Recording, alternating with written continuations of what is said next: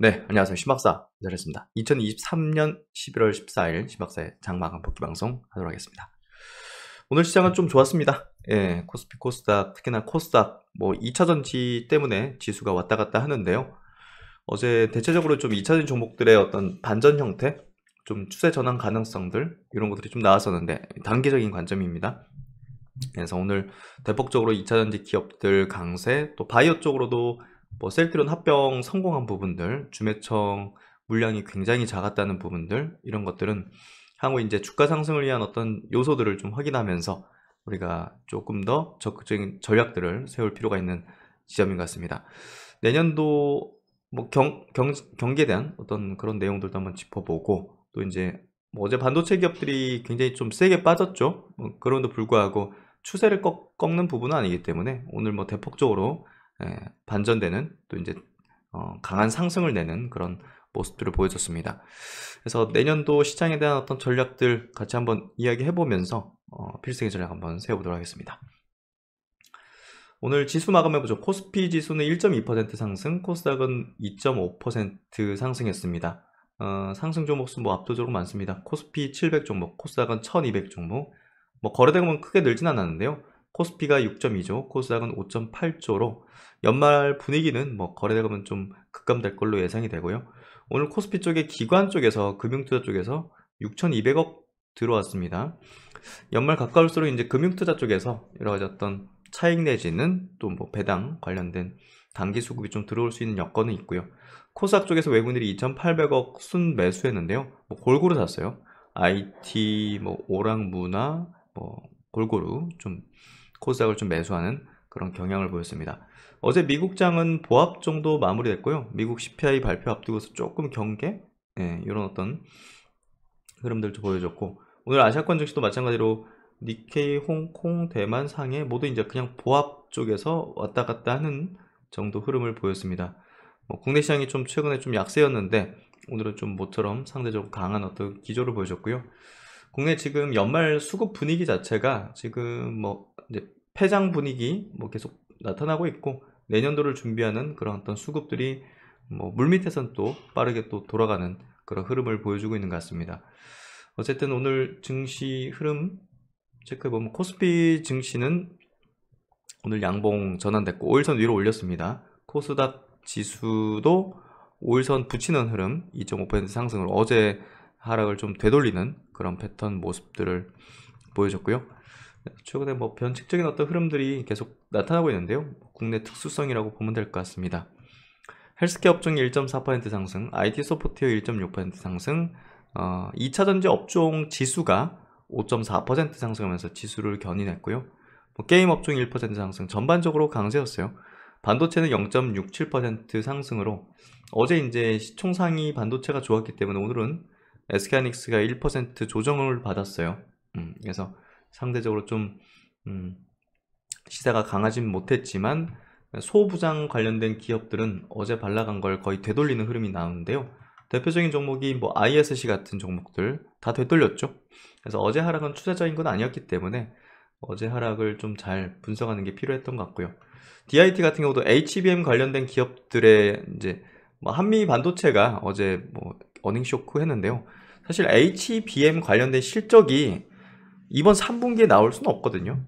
네. 그래서 이제 결국 이제 이번 과거 실적 가지고서 주가 빠진 거는 사실 이 HBM 관련된 종목들, 그런 종목들에서는 좀 기회라고 봅니다. 그래서 DIT 같은 경우도 신고가 다시 경신했죠.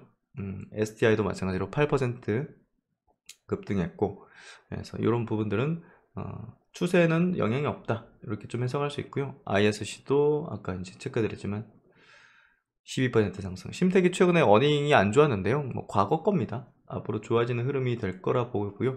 3% 상승. 이수페타시스도 이 정도 수준에서는 좀 저점을 다지는 패턴인 것 같고요. 6.9% 상승. 그래서 어제 급락한 어떤 반도체 기업들 다시 되돌리는 흐름들이 나타나면서 결국은 어제 하락이 추세적인 하락이 아니라는 걸 좀 말해주는 패턴이었습니다. LG엔3 오늘 5% 상승에 삼성 SDI도 4% 상승, 2차전지가 대폭적으로 단기적인 반등권에 위치하면서 세게 반등해줬는데요. 호스코 퓨처엠도 7.6% 상승에 에코프로뱀이 9% 상승했습니다. 오늘 바이오 전반으로 또 강했는데요. 레고캠 바이오가 4% 상승으로 장기평 지지력을 테스트를 해줬고, 특히나 이제 셀트론 그룹이죠. 셀트론 그룹 이제 합병, 이따가 자세하게 좀 다루도록하겠습니다. 셀트론이 장기평 돌파하는 1.4% 상승에 셀트론 헬스케어가 1.2% 상승.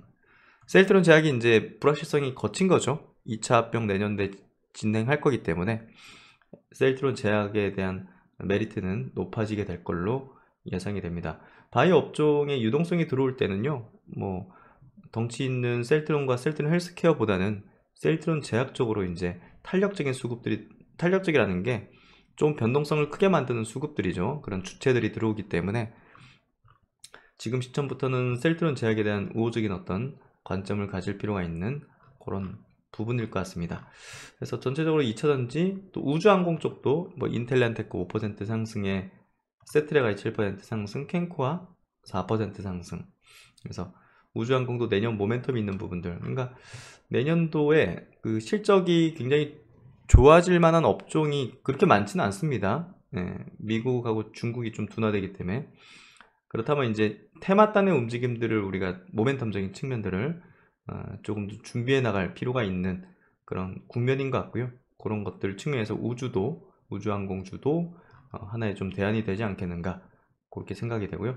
네이버, 카카오도 보시면 3%씩 상승하면서 최근에 바닥점 형성하는 모습들, 게임 뭐 플랫폼 기업들도 오늘 뭐 좋은 모습들 띄면서 그 흐름을 계속 이어가는 그런 모습이 나온 것 같습니다.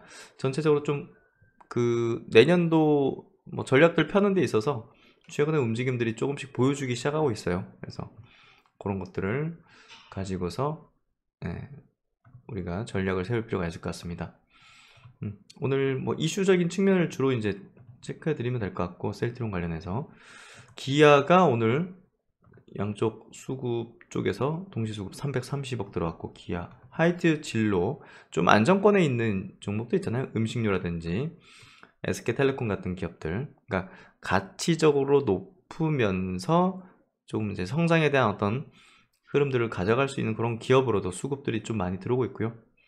카카오도 바닥점은 지금 짚은 것 같고, CJ제일당 좀 안정성향, 금융주, 금리 좀 배당 쪽으로 좀 우호적인 그런 기업들로 수급이 좀 들어오는 것 같습니다. LG노텍도 오늘 수급 구도상 좋은 모습들을 좀 띄워준 것 같고요. 그래서 최근에 시장의 구도는 조금 안전 마진의 성격을 지니는 그런 기업 쪽으로도 수급이 상당히 들어오고 있는 그런 구간을 보여주고 있습니다. 그래서 LG노텍도 주가가 점진적으로 좀 올라오는 포인트 보여주고 있고요. 코스닥 시장 넘어가면 위메이드 최근 바닥 돌파하는 흐름들, LNF 6% 상승, 뭐 주성 엔지니어링, 반도체 쪽, 동진 세미캠, 또 알테오젠도 수급 구도 좋게 나왔고, 원익 IPS, 하나마이크론, 오늘 반도체 쪽, 인텔리안테크, 좀 업종 내에서도 좀 이제 가장 주도력을 보이는 기업들이잖아요. 그런 쪽으로 수급이 양쪽에서 같이 들어온 것 같아요. 레고캠 당연히 이제 바이오 쪽에서는 탑픽권에 있는 종목이고, 파크 시스템스도 이제 반도체 쪽에서 탑픽권 주도주 역할을 했었죠. 최근에 좀 반락하긴 했지만 그 흐름들을 좀 가져가고 있습니다. 그래서 이렇게 반도체, 바이오, 또 이제 이런 쪽의 어떤 기업들 중심으로 오늘 동시에 수급이 들어왔고요. 오늘 셀트론 관련된 얘기, 또 이제 경기, 내년도 경기에 대한 전망 얘기, 이슈 체크 좀 해드리도록 하겠습니다. 드디어 이제 셀트론의 가장 합병에 이제 걸림돌이었던 주식 매수 청구권 행사 결과가 나왔습니다. 79억입니다. 1조 원 이상에도 추진하겠다라는 그 회사 측의 이제 의지를 보여줬었는데, 뭐 걸림돌이 되진 않을 그런 또 수치가 나왔고요. 결국 이제 최근에 이제 주식 매수 청구권 행사 가격 이상으로 또 주가 올라온 부분들, 여러 가지 어떤 미래 비전에 대한 부분이 주주들에게, 또 기관 투자자들에게 공감을 얻었던 게 아닌가, 그렇게 좀 생각이 됩니다. 합병의 의지를 강력하게 이제 표명하면서 올해 이제 추진했던 이 어떤 뭐 종지부가 좀 찍혔다고 보면 될 것 같고요. 이렇게 되면 이제 굉장히 좋은 어떤 소식은, 셀트론이 그동안 이제 뭐 쌓아놨던 이제 현금성 자산이라든지, 지금 자사주만 해도 엄청난 이제 금액이 이제 쌓여 있는데요. 그런 부분들이 이제 M&A에 활용이 될 거라는 점. 서정진 명예회장이 또 일본 기업을 M&A 하겠다는 그런 발언들을 했다는 부분들은 차후에 이제 모멘텀적으로도 상당히 또 좋은 내용들이 흘러나올 수 있고, 또 지금 메인 제품들의 또 미국에서의 어떤 매출 성장에 대한 가능성, 가시성이 굉장히 높아지고 있는 지점이기 때문에 회사 측이 왜 이렇게 뭐 11일 만에 이제 자사주 5천억 매입하고 막 이런 것들을 왜 이러느냐 놓고 볼 때는 셀트론 헬스케어 주식의 가격이 지금 너무 싸다고 사측에서도 판단하는 걸로 해석을 할 수 있습니다. 그래서 이제 셀트론 그룹주들의 이제 바닥점은 확인이 됐다고 보여지고요. 내년도로 넘어갈 때 또 경기에 대한 어떤 매크로적으로 이제 막 우려하는 부분이 있지만, 사실 이 헬스케어 업종은 거기에 이제 경기에 어떤 영향권을 가지지 않는 그런 대표적인 업종이기 때문에 그런 부분에서 내년도 금리의 또 인하에 대한 어떤 방향성에 대한 부분도 결국은 셀트론 그룹주를 포함해서 헬스케어 바이오 업종의 좋은 어떤 흐름으로 좀 연결되지 않을까 싶습니다. 오늘 나온 소식인데요. 셀트론과 헬스케어 합병과 관련해서 본권 합병에 반대하는 주주가 주식 매수 청구권을 행사한 결과, 지금 이제 합계 이제 주매청 금액이 1조 원을 초과하지 아니해서 예정대로 합병을 진행한다. 1조 원을 초과하면 이제 좀 이사회 개최에서 이제 뭐 논의를 하겠다라고 했는데, 어쨌든 뭐 아주 적은 어떤 수준이 나왔고요. 뭐 그런 부분에서 이제 합병은 원활하게 좀 진행된다. 회사 측의 이제 보도자료 내용도 우호적으로 좀 나와줬고, 합병 리스크가 완전 해소된 거죠. 총 반대 주식수가 0.19%에 불과했기 때문에 굉장히 좋은 어떤 분위기로 나아가게 될 것 같습니다. 주주들이 이제 다 이제 이렇게 동의하고 결국 이제 단합된 어떤 모습들을 보여주는 거고요. 통합법인이 12월 말 이제 출범할 예정이고, 강화된 경쟁력으로 글로벌 시장 공략을 박차를 가할 것이다. 그래서 이제 2차 합병은 또 셀트론 제약과 또 진행할 텐데요. 뭐 그런 부분들이 또 모멘텀적으로, 그러니까 지금부터는 셀트론 제약에 대한 투자 포인트도 우호적으로 좀 가질 필요가 있는 그런 지점이라고 보여집니다.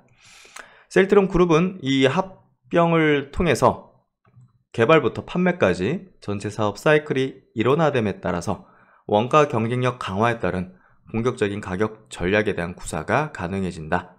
판매 지역 및 시장 점유율이 확장될 것으로 보고 있다. 여기에 최근 진펜트라, 이제 레미시마에서 시죠. 미국 내 신약 허가 획득에 성공하고 25년까지 선보일 5개 신규 바이오 시밀러 파이프라인 개발과 허가 절차도 순조롭게 진행되고 있어서 성장세는 더욱 강화될 전망이다. 그리고 이번에 실적도 굉장히 역대급으로 나왔죠. 그래서 실제적으로 이제 셀트론 그룹주들도 하락기를 종지부짓고 상승 흐름으로, 상승 기로의 어떤 출발을 하게 될 걸로 보여집니다.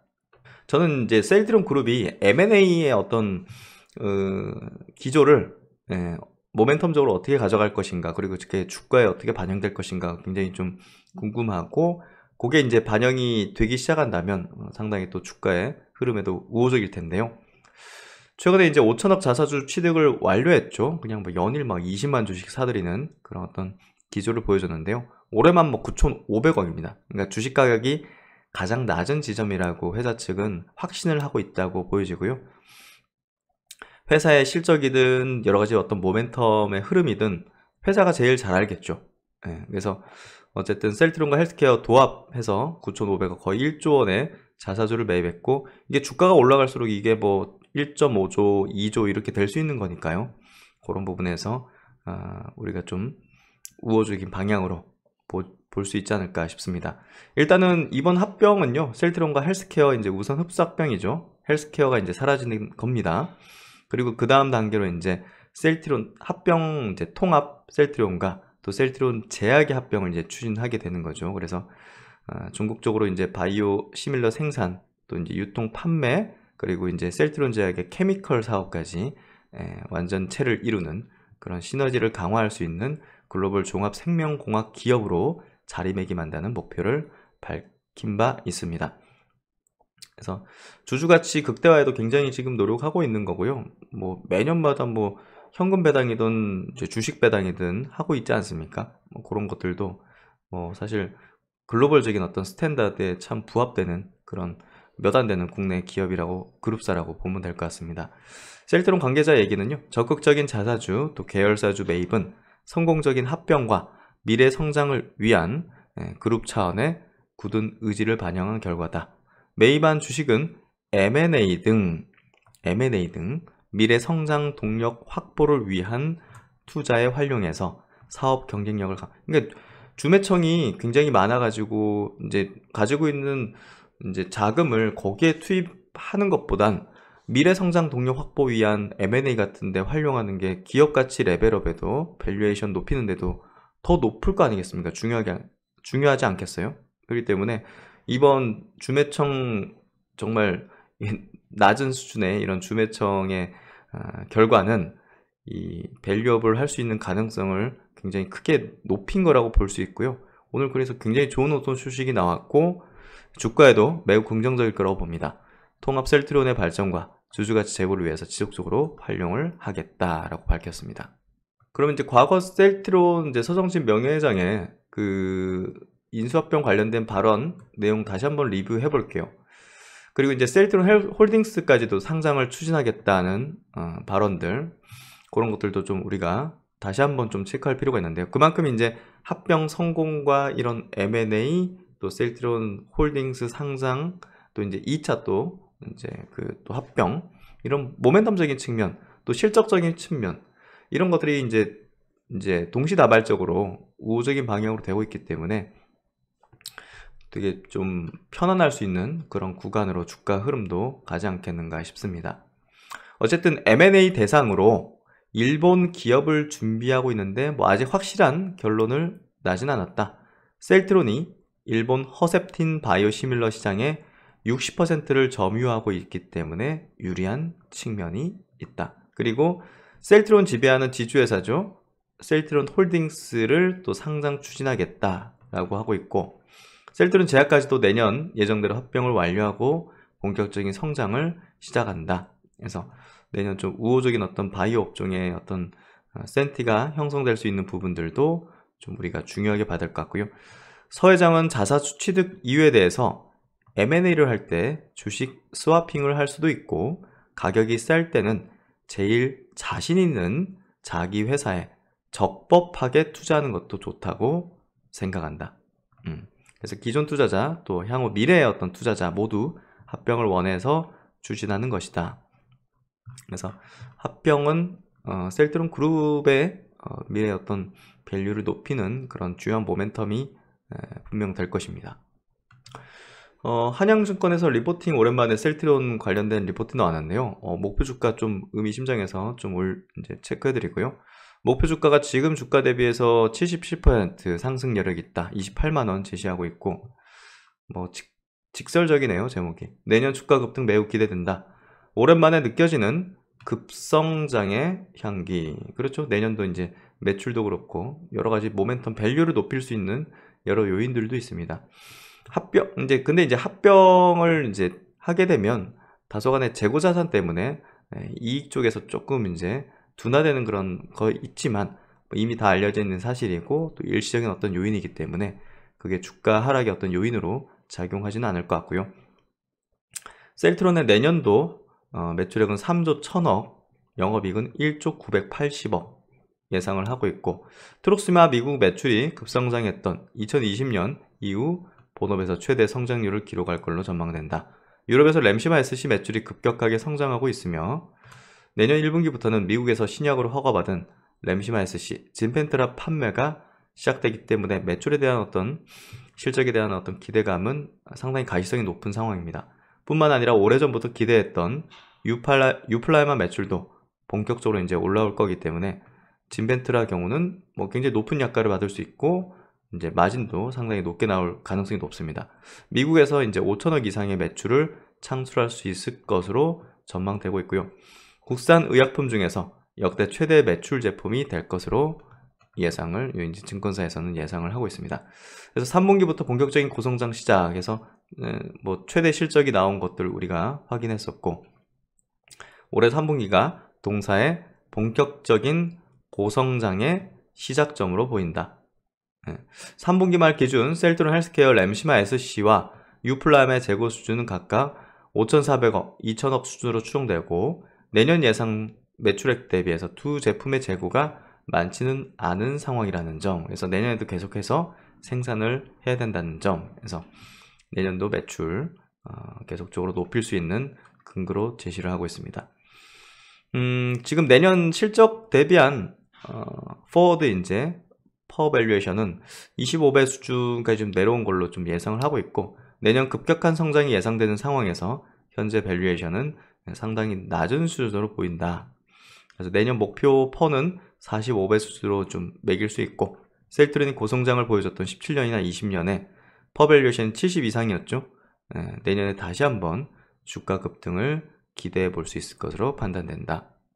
예전에 나온 그 NH투자증권 리포팅도 좀 볼게요. 두 개사 합병법인의 적정 가치는 40조다. 그래서 목표 주가는 22만 원을 이제 유지하는 거를 지난 이제 리포팅에서 냈었고, 사실상 이제 M&A로 이 밸류에이션에 대한 추가 상향 가능성이 높다는 부분을 좀 주목하시면 될 것 같아요. 이번에 이제 주매청이 이제 거의 없었기 때문에 그런 자금들을 이렇게 또 M&A에 쓸 수 있다는 부분은요, 굉장히 큰 밸류에이션의 어떤 상향 요인이고요. 요거는 밸류에이션의 어떤 상향 요인이고요. 또 실적에 대한 어떤 가시성, 내년 실적에 대한 어떤 기대감은 이 램시마 SC가 가장 큰 겁니다. 그래서 그런 부분을 좀 우리가 중요하게 여기고, 이 부분에 있어서 투자의 어떤 포인트를 주력해서 좀 삼으면 되지 않을까, 이렇게 좀 예상이 되어집니다.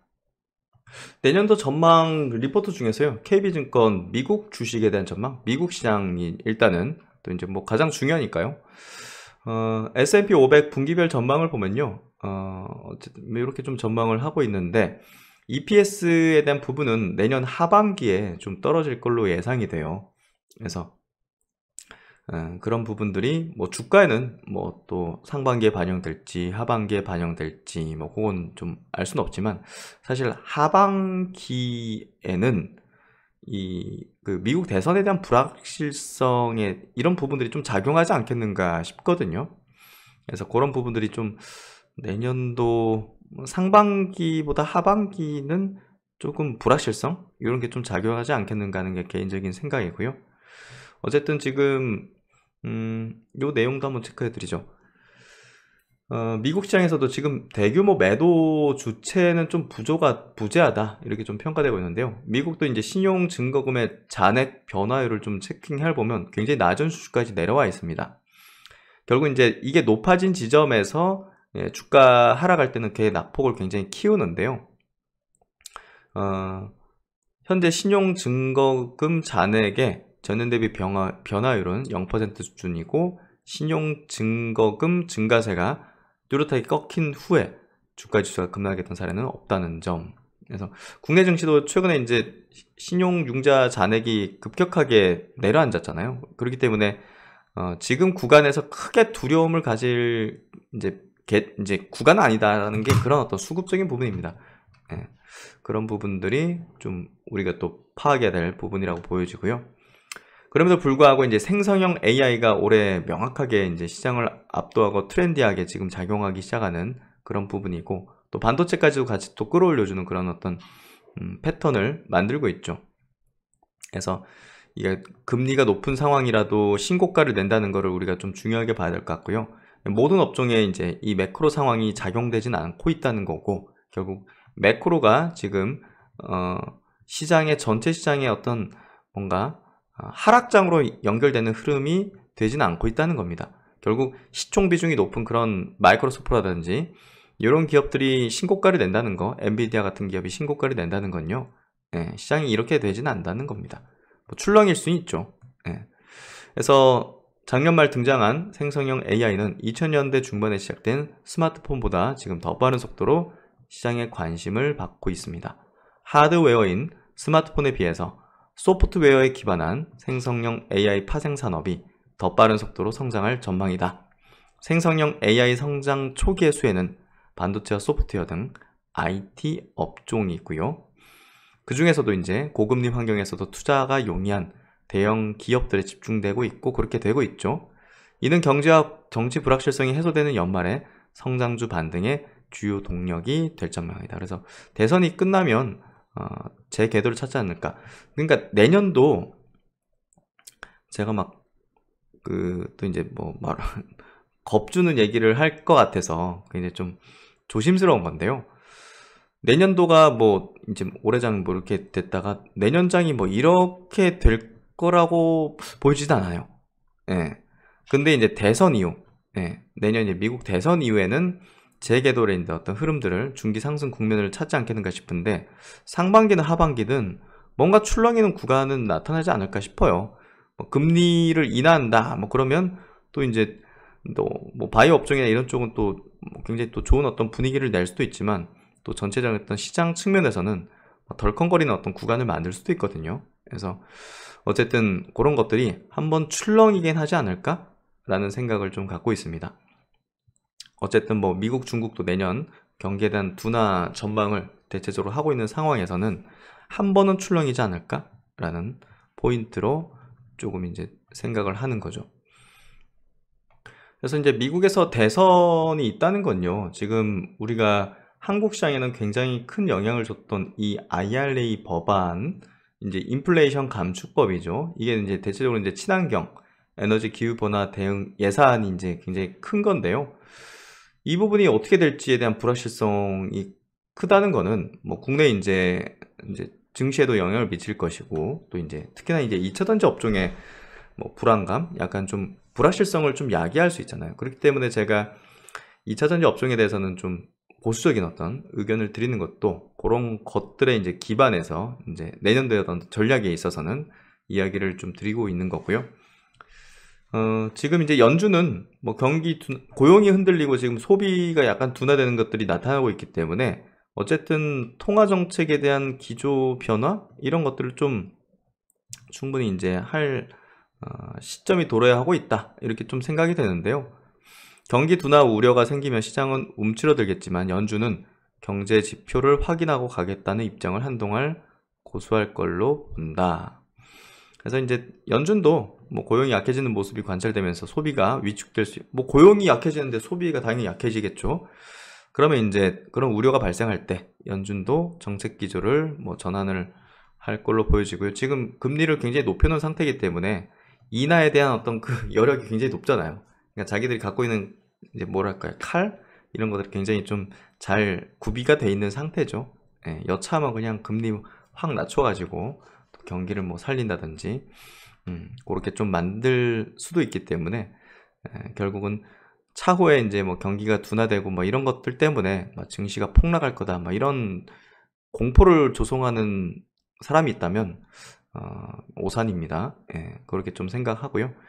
결국 이제 내년도 여러 가지 전망들은 좀 비슷하게 좀 맞춰지고 있는데요. 뭐 거기서 이제 전략들은 우리가 좀 찾아내야겠죠. 뭐 증권사들은 이런 걸 분석해 주는 거고 전략은 우리들이 만들어내는 거고, 그렇게 좀 생각하면 될 것 같습니다. 이제 오늘 시장 이렇게 좀 마무리 짓는데요. 지금 뭔가 좀 시장이 뭐랄까 추세적이지는 않죠. 그러니까 쭉쭉 이렇게 연속 상승한다든지 그러지 않기 때문에 이 판단하기는 어렵습니다. 그런 부분에서 연말 장세에서 적극적인 뭔가 수익을 창출하려는 어떤 전략보다는요, 내년도 이제 큰 흐름이 펼쳐질 수 있는, 상승 흐름이 펼쳐질 수 있는 종목들을 이제 포트폴리오 재편한다든지 분할 매수한다든지 이런 전략들로 좀 가져가는 게 필요할 것 같고요. 그리고 포트폴리오도 어떤 업종이나 어떤 종목에 너무 편중하기보다는요, 내년도는 뭐 순차적으로 좀 움직여질 걸로 예상이 되기 때문에 다양한 구성들을 가지는 게 좋지 않겠는가 싶습니다. 그래서 뭐 예를 들면 포트를 뭐 5분할로 했다면 이제 스타일별로 뭐 반도체, 뭐 바이오, 뭐 여러 가지 했다면 이거 움직였을 때 팔고, 이거 나중에 움직이면 팔고, 뭐 이런 식으로 이제 갖고 있다가, 그래서 한쪽만 들고 있으면 다른 쪽 막 날아가면 이게 바꾸고 싶고 이런 마음이 들잖아요. 그렇기 때문에 이제 몇 등분으로 나눈다, 이런 관점으로 해가지고 포트폴리오 형성하는 그런 걸로 좀 전략을 삼으시는 게 내년도 시장의 전략에는 좀 적합하지 않겠는가 싶습니다. 지금 시장 자체가 뭔가 좀 경기가 뭐 둔화되고 이게 복잡하단 말이에요. 막 그냥 코로나처럼 딱 단순하게 돈으로 그냥 밀어붙이면서 모든 업종으로 그냥 다 리레이팅 시키고 그 중에서 뭐 주도 업종은 조금 더 탄력적인 움직임들을 내고 뭐 이런 단순한 어떤 구조로 간다면 투자 전략도 뭐 그렇게 어렵지 않고 그냥 뭐 바이오 업종, 뭐 BBI, 카카오 뭐 이런 것들, 전기차 이런 쪽으로만 이제 집행하면 되는데 지금 좀 다소 복잡합니다. 그렇기 때문에 공부를 많이 해야 되는 어떤 시장의 구간이고요. 공부하지 않는 투자자는 투자를 해서는 안 되겠죠. 예, 뭐 어디서 종목을 받는다든지 예, 뭐 그런 정보성의 어떤 거래 전략, 매매를 가지고서는 지금 같은 장세 속에서는 꾸준하게 살아남기는 어렵습니다. 그래서 내년도 어떤 스타일 또 시나리오적인 어떤 부분들을 갖고서 대응하는 게 꼭 필요하다. 이렇게 좀 말씀드리고요. 네, 오늘도 고생 많으셨고요. 신박사 또 다음 시간에 좋은 내용으로 뵙도록 하겠습니다. 감사합니다.